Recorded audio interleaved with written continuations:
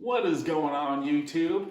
Hey, I just wanted to do a quick real life, just everyday guys review of the Audioengine B1 Bluetooth receiver with the Auris BluMe HD Bluetooth receiver. Clever name. I gotta hand it to him for that. It gets your attention at least, right?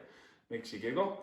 I just wanted to do a quick review. I'm not going to go over on any of the stats because there's a ton of reviews out there on the stats as far as what, like Bluetooth 5.0 and aptX and all of that good stuff. You can see those side by side online.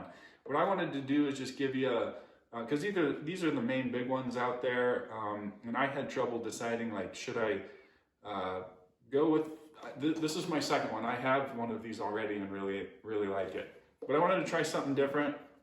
I actually like the design of the Auris better. I think it's more modern, it's sleek, it's a smaller, you know, it's got a curved back to it, and it looks more modern. And I got the silver, we've got white furniture, it matches. I wanted to like this. I wanted to like it. I like the blue light, it matches my Marantz receiver.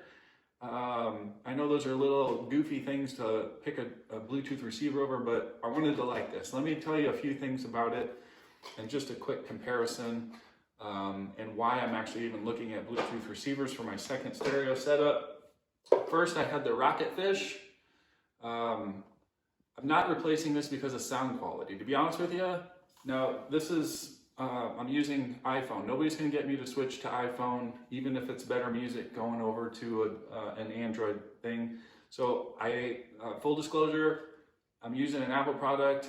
I'm aware that I can't use, or Apple doesn't take advantage of aptX, so there might be some audio quality loss there.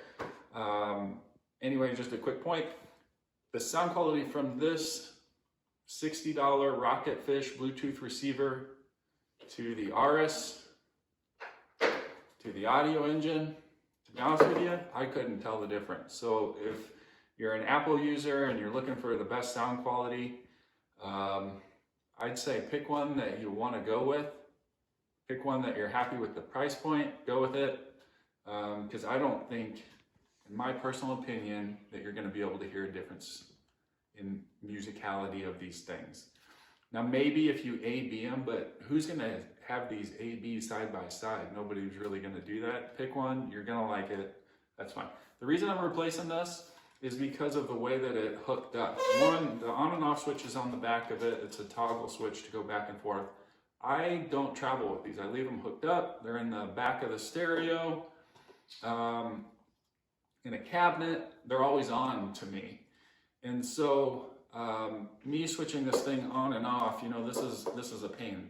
Any of these are light. I mean, this is obviously much more lightweight than the higher quality ones, but I'm never going to turn it on and off.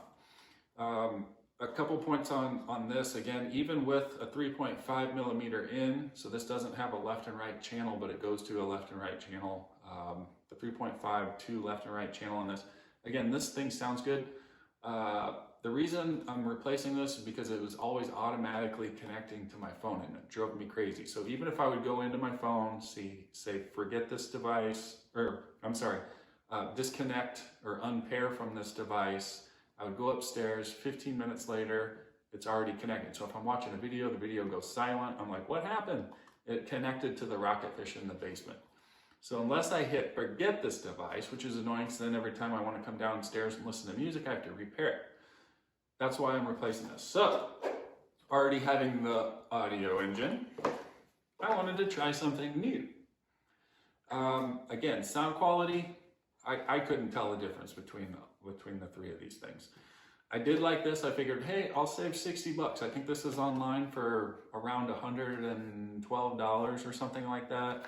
The Audioengine's a little bit more money, and I'm going to share what might be a couple of reasons to that at around $185. But anyway, I was like, I want to try this. It's a little bit cheaper. First of all, when I unbox this thing, some of the reviews were saying that you don't get the wall plug. You actually do get the wall plug. You also get the cord that goes with the wall plug. So it's just a quick little connection here. Plug it into your wall, plug it into the back of your Bluetooth. Here's what I don't like. They only gave you 3 feet of cord. I went and priced these cords to get a longer cord, and they're like $10 to $20. I'm like, why would I spend 20 more bucks on something that should have been included in the package in the first place? This is fine if you're going from a cabinet height straight down to a wall plug, but what happens if your wall plug's over here or over here? It's not enough cord. 3 feet. I measured it with a tape measure. Audioengine gives you 6 feet of power cord. Rocketfish, $60, the cheap one in the group, gives you 6 feet of power cord. Come on, guys. Unboxing the Audioengine 2, I also noticed really quick a couple of other things they give you. Silica gel, don't eat that. All of the left and right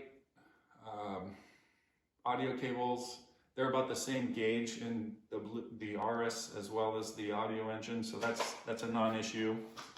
6 feet of power cord. Plug. But they give you a nice little carrying pouch, which might interest somebody. Auris didn't have that. To me, that's a non-issue because, again, I'm leaving them plugged in. But again, back to the functionality of this.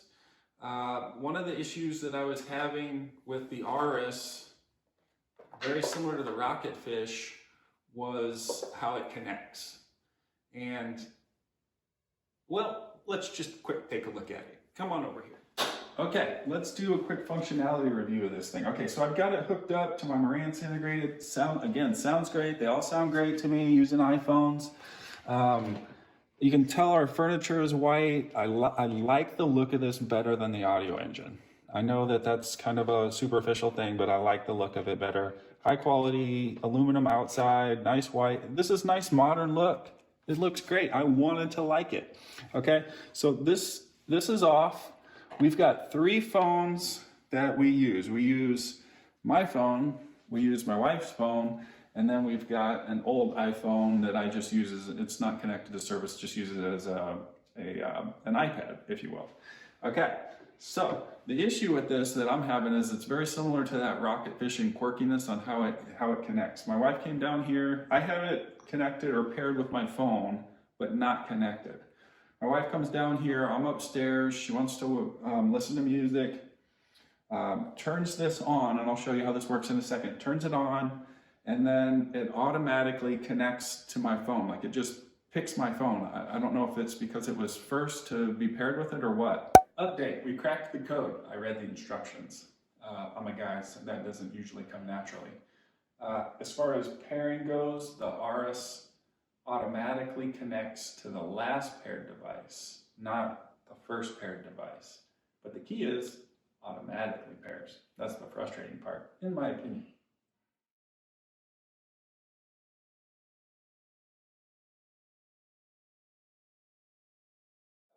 So if I'm upstairs watching a video, listening to music, whatever, it's going to cancel that out and it's going to go silent. I'm going to be like, what the heck happened? And she's down here and she can't connect to it until I go into my phone and disconnect it. So let's just quick show you here real quick. I'll fire this up. Again, I love the look of it. I love the blue colors. And the other thing is I was on Auris before I bought this, asking in the Q&A section, Auris actually recommended, no, we don't, or said that we don't recommend you leaving it on, which I think is a little bit silly. I always leave these things on. So if you're fine powering it down, that's fine, but I'm not like reaching around, pushing and pulling the power button. Okay, so I turn it on. You'll see that it's a solid blue light, which means it connected to somebody's phone. So remember, we've got 3 phones. We have no idea who it connected for, so I'm going to check it. If I go into my settings, Bluetooth, scroll down, I got a ton of stuff connected or paired. And it said it automatically connected to my phone. So if my wife's down here trying to connect to it, she can't connect to it until I go in and say disconnect. Okay. If you look at the light, now what happened is it must have go down the chain. So this was the second thing to be connected to it. So it automatically decided, no, I don't want to connect to your phone. I'm going to connect to the iPad phone. So then I go into Bluetooth, check. BluMe, it automatically chose this. So this is getting kind of annoying. We're playing like shuffle phones trying to figure out what's connected. So I disconnect this, and now the light's blinking, meaning she can pair her phone to it. That's annoying, guys. And that's the reason I'm sending this thing back. The other issue is if I were to leave it on and I unpaired everything, that blinking light might drive some of you crazy. If it's in a bedroom, we've got our TV room just across the street, just across the room. And when the lights were all out and I was watching TV, it actually, I forgot about it, but the blinking light over here in the stereo section actually caught my attention. And I'm like, I'm ordering the Audioengine. Let me show you quick how the Audioengine works, because I've got that hooked up as well. The Audioengine goes into standby mode. That's huge for me because it's never automatically connecting. I don't have to reach back. Here's a little power button here, this little light. I don't have to reach back and push this and move it all around and fly. I mean, I could Velcro it or stick it to this thing, but I don't want to do that. So this is how this works. To turn this, because it goes into standby mode, no blinking lights, nothing. I never have to touch it. Once you hook it up, you're done messing with it. You can always have functionality from your phone. So to pair it, and again, we get to pick whoever's down here gets to pair to it without it just randomly choosing who it's going to pair to. I go into Bluetooth. Again, this is Apple, so it's a little bit different for some of y'all. Audioengine. If you see the light, oops, that was not the way to do it. Audioengine, click it, connected, it turns on, we're good to go. The functionality of that, ease of use, sound quality, again, it's a little bit more money. I get a longer power cord. I don't have to go out and buy additional power cord. Unfortunately, I like the look of the Auris better. But it's going back. So hopefully this quick user review, functionality review helps some of y'all make a decision out there. Type some questions for me, comments, anything like that to help the community, audio community. We all stick together. Anyway, that's it. Thank you all for watching. Hopefully it helps. See ya.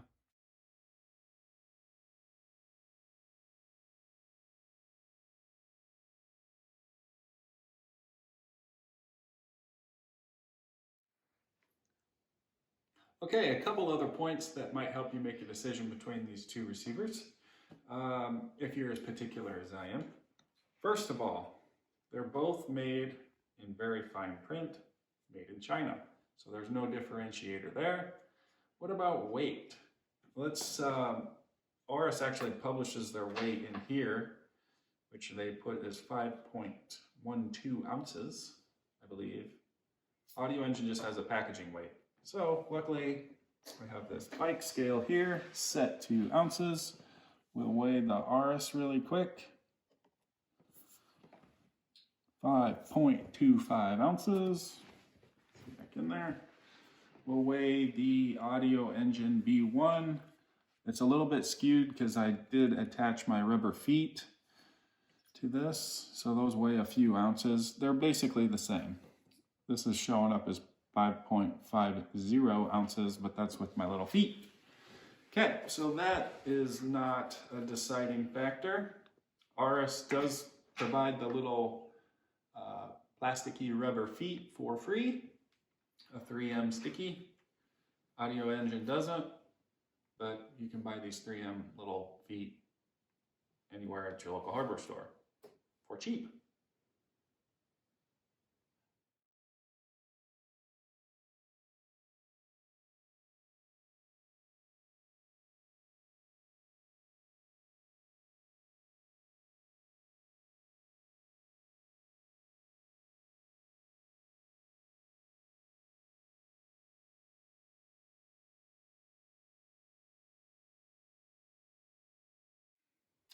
Oh, and if you can learn anything from this review, anything at all, do not eat the silica sand.